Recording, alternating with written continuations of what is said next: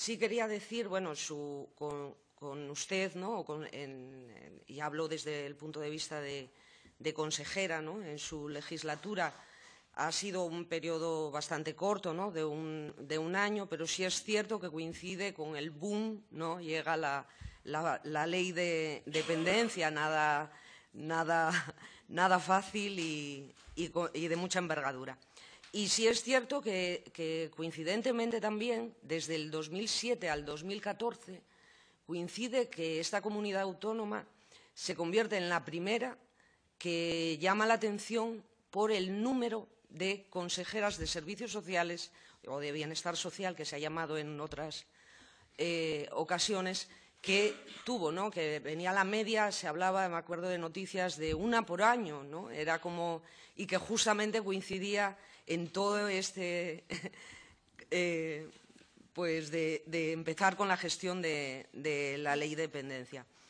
Y sí es cierto, también lo dije a la anterior exconsejera, que la ley del anciano, que es una ley del 91 y que ha venido a regular desde el nacimiento del ERA un poco pues todo el procedimiento, digamos que nunca se cumplió del todo por parte, incluso a día de hoy, ¿no? Digo, porque sí es cierto que hay personas en situación de dependencia en las residencias y sí es cierto que la ley de dependencia vino a cambiar bastante, ¿no? La forma, sobre todo, de facturación y de estas personas. Pero también es cierto que permanecen personas que no están en una situación de dependencia y que, desde luego, tienen una regulación totalmente ajena, ¿no? A la ley de dependencia.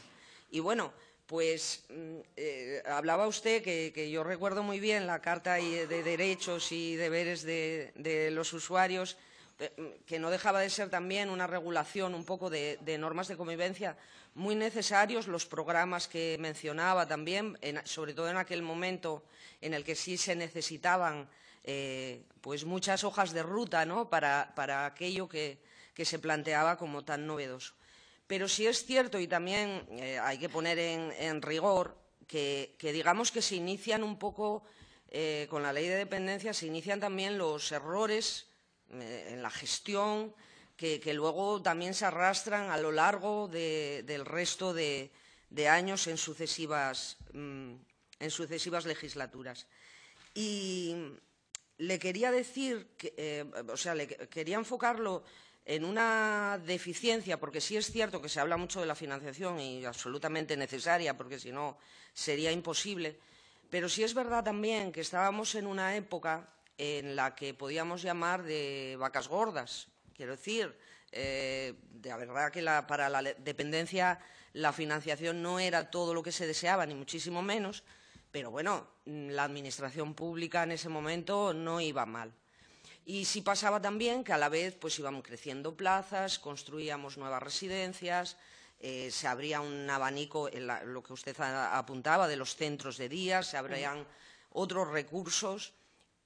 Paralelamente había que valorar, hacer valoraciones de dependencia, había que asimilar toda esta gestión en la dependencia y no se daba la analogía de que el personal creciera o se reforzara con esa vorágine, ¿no? que venía de todo ello. Y sí que recuerdo, vamos, y de hecho he rescatado incluso alguna noticia sobre lo que se acusaba, ¿no? en ese momento, no sé si tan coincidente con el suyo por lo corto que era, sí, o si fue anterior, un poco posterior, de la falta de personal, ¿no? De cómo no se pone un equipo, porque sí es cierto que los usuarios, fíjese que ni a día de hoy son informados de verdad, con conocimiento de lo que pasa.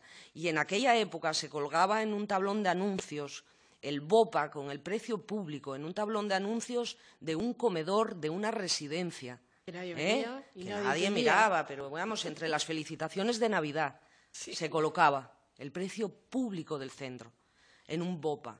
Y es más, las personas, bueno, muchísimo menos los usuarios, pero incluso ni las familias entendían, podían comprender si ese era realmente el precio que les tocaba pagar. cuando además se hablaba de válidos, de asistidos, de determinadas modalidades. Entonces, bueno, centrándome, que perdone la extensión, pero por ponerla un poco en el contexto, ¿qué pasó para que no se aprovechara también pues, a dar un refuerzo de personal y sobre todo que ayudara y mucho en aquel momento por parte de trabajadoras sociales que pudieran informar, sentarse con las personas a intentar explicar que llegaba la ley de dependencia, que había 2 facturaciones y qué estaba pasando, ¿no? Pues que todo era muy complicado, como usted muy bien ha dicho, presidenta.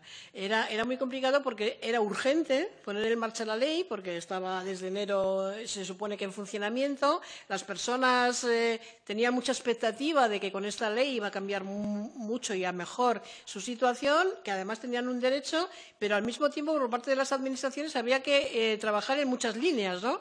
Había que trabajar en los equipos que valoraban, sin olvidarnos que había un sistema de servicios sociales vigente, como hay una ley del anciano vigente para las personas que no tienen situación de dependencia. Y eso, claro, ha generado mucha distorsión, porque por eso se reclamaba tanto al Estado que apoyara, por ejemplo, para formación y para aumentar los equipos profesionales, ¿sí?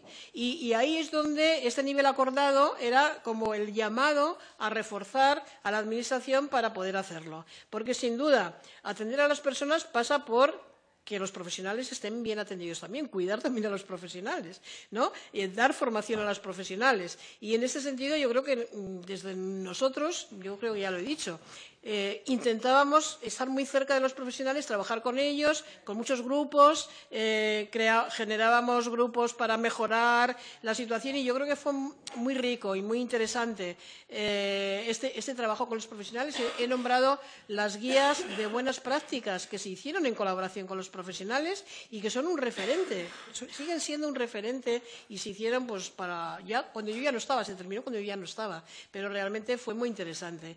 Es importantísimo cuidar a las familias, cuidar a los profesionales, cuidar a las personas, naturalmente, pero todo vino de repente y entonces no sé si la estoy contestando, presidenta, pero sí que es verdad que era como atender a muchísimos frentes al mismo tiempo y yo creo que hacíamos lo que podíamos y los que vinieron después o estaban antes, pues hicieron lo que pudieron también, cada uno desde su punto de vista o enfatizando la parte que le correspondía más desarrollar.